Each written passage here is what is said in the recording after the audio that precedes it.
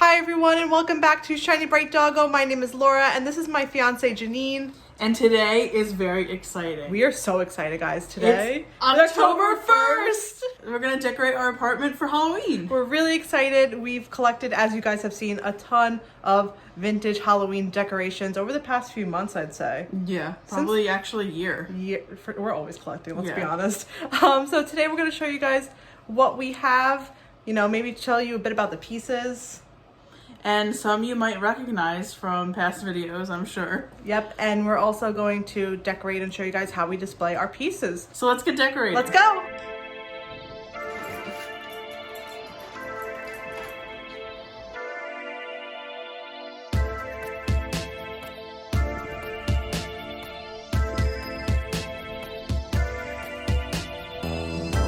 Last year we decorated with our mid-century aluminum Christmas tree, actually. I'll put in a picture. It came out really great and I think we love it, but I think this year we're gonna focus on the blow molds and die cuts. Our collection of blow molds and die cuts have grown so much over this past year that I think we should display, those should be the focal point this year. Blow molds are really collectible nowadays and they're quite expensive, but you can still find them at the thrift store. We see it on Instagram all the time. Yeah, some people get really lucky. And these are some of our most prized possessions and some of our best finds. I think we found this one at a side of the road garage sale for how much? $1. It was right after we had done a pumpkin run, like a race, a 5K, which is really funny. And we saw it and I think you screamed blow mold and I pulled the car over and safely. And we got that, and some of you might remember the little top hat guy from just a few videos ago. He was a fine, and Laura, you seem to find them like this. My favorite score was that one, and we got him, oops. We got this one last year, and I'll put in the link to the video. I think we still had the sticker on. He was 99 cents at the thrift store, and he's actually my favorite blow mold. Not just because he was a great find, but I just love his little top hat. These blow molds were really popular in the 70s through to the 90s. So here are two blow molds of similar size and shape. This one I bought from Target this year, and this one is old and rare and probably from the 60s or the 70s. Does it have a maker? And one thing I always look for with blow molds to see how old they are is how opaque they are. So how thin are they? How see-through is the plastic? It's a little hard to capture on camera, but this one definitely looks more solid, darker. It's a darker color almost. And another sure way is that this one weighs a lot actually in comparison to this plastic blow mold. Also, if you find a blow mold at the thrift store and you're not sure if it's older, check the lighting. If it has an LED light like this, it is definitely newer. If it has a built-in battery compartment, it's definitely newer. All vintage blow molds typically have a light cord like this. There's a little light bulb that goes inside of it. And another sure way to tell is just to look at the plug. If it looks older, if it has it on there and it has an older plug like this, it's definitely vintage. But you'll also see the spray painting job a lot more easily on a vintage piece than you do on a newer piece. This almost looks like it was spray painted multiple colors. A lot of vintage pieces are just like two colors. The mold and plastic are orange and they spray painted black. That's the case for, I'd say, most of these, right? Orange and black. But we're gonna jump over to Janine, who is making this shelf a 90s Halloween shelf, which I'm very excited about. I'm excited about it too. I'm gonna go get more of my nuggets. She's got these little McNuggets up here, which were, I think were they from the late 80s or the 90s, Janine? Late 80s and 90s. Late 80s and 90s. And she has the whole set. They're gonna look really cute up here. We have a lot of really fun 90s things that we could put up here. Olive. Me. You. I want to be Dracula. Maybe Dracula? I still have more. If any of you are wondering what's on the TV, I just looked up spooky fireplaces on YouTube, and there's a bunch of like creepy Yule log type of things that play music, which we have muted because it'll probably scare our dogs.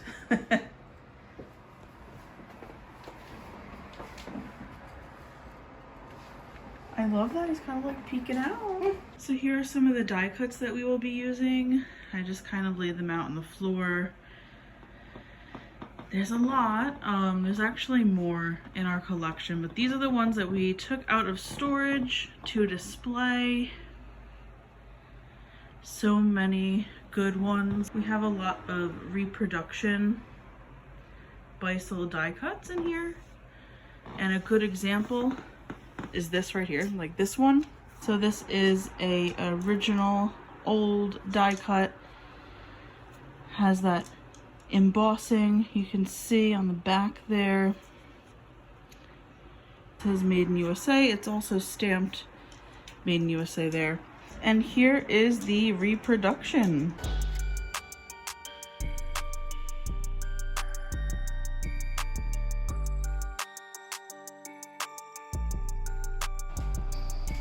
These die cuts are looking good.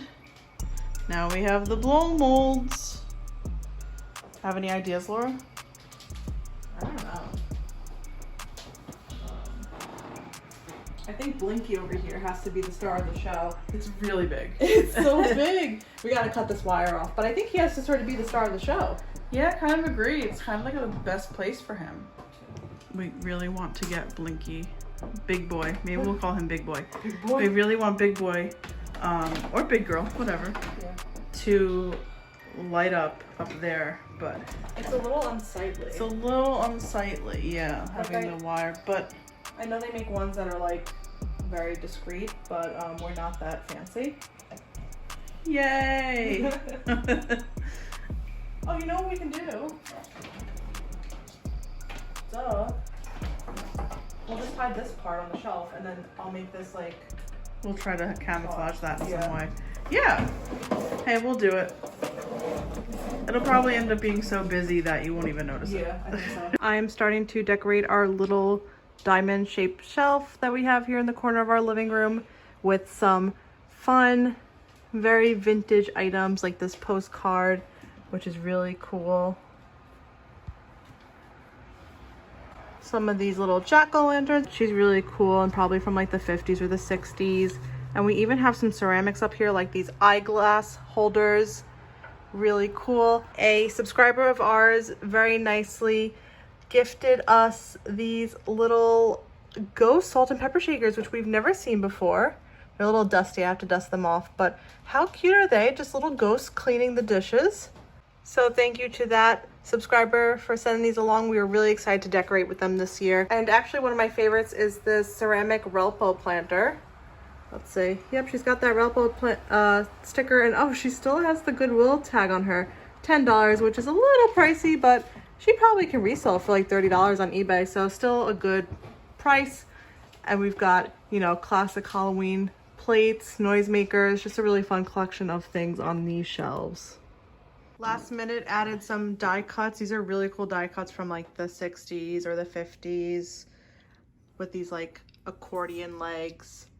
Put them in the corner to add some more variety. This little guy's hiding behind there with the jack-o'-lantern face. I do like the little pails here. Me too. But I know that we have a lot of like little things that we could also utilize these spots for, but we also have a good amount of shelf space, so I might leave these here. Well, first I just want to say... Oh, are you gonna talk about this guy? We're gonna give you guys the AJ Renzi pail rundown, so take out your pens and paper and write these notes down. This is a common size AJ Renzi classic jack-o'-lantern bucket. It's the biggest one that they make. It's the biggest one. This one has a cat on the back and it says trick or treat with the embossing. This one isn't in that great of condition, but this one's the biggest. So we go down the line in sizes. And in good condition, that pail could be worth like $30, I'd say, including shipping. And then we move on to this guy. Medium size? And this one is cool because this one is a witch and it says trick or treat. And then we go down to the size that I just got. I quickly want to talk about this guy. This was a recent eBay purchase. I know I shouldn't pick up any more pails, but you know, I had to. This is a tiny... Can you guys guess?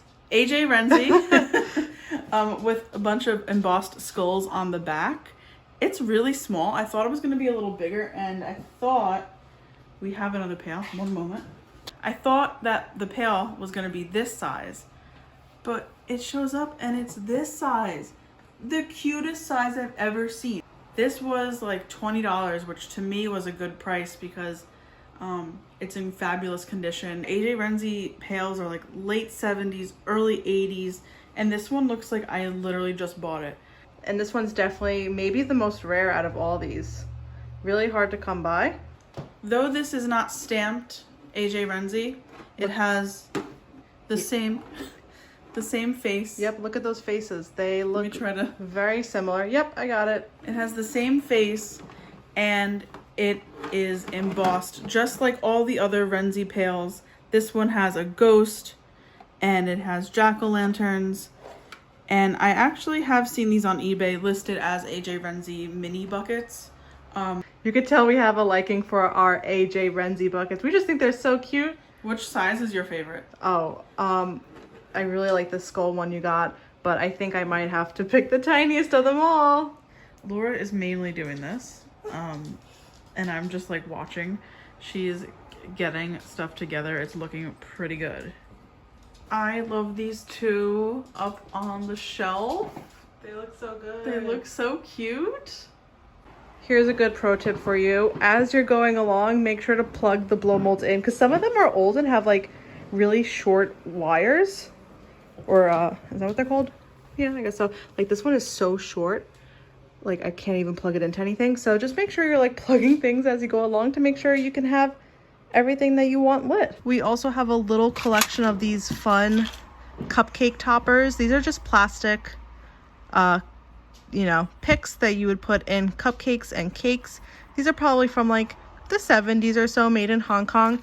I know there are some really older ones that actually have cotton spun heads.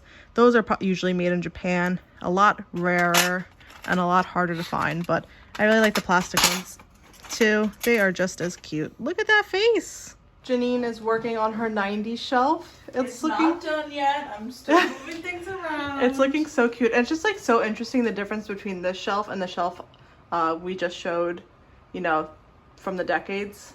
How things get brighter and more colorful in the 90s. It's just so fun though. Thank you. And I still have my bar to work on. Every year I like to turn this into like a little like potion, you know, witchy center with some Halloween decorations and such. So I gotta get working on this. Okay, really quick setting up here, but I just went in and started doing things. So I'm coining this year's bar the Oogie Boogie bar. I got my Oogie Boogies up on the shelf and on the bar itself. And yeah, it's a very like orange theme this year, which I'm sort of digging. And we got some Squishmallows. I think I'm sort of happy with it. I think this is where I'm gonna leave it off. The Oogie Boogie bar. All right, this is where I think I am going to stop on my 80s, 90s shelf. I really like to clutter it up and really bring out the color of all of these items. Laura is doing some last little touches and tweaks because things are falling. But you know, that's just how it is. Especially when you rely on gravity to hold things up. That's my specialty. Oh no!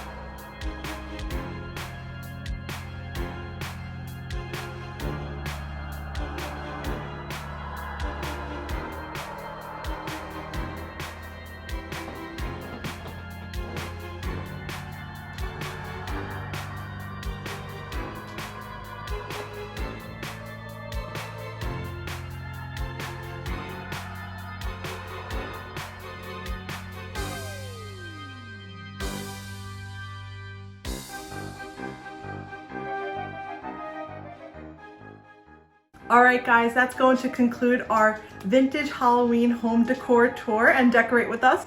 We hope you had fun as we decorated and took out all of our pieces out of storage. This is why we never leave a pumpkin behind, because I don't think you can ever have too many pumpkins. No, I don't think so. We had a lot of fun. We hope you guys did too.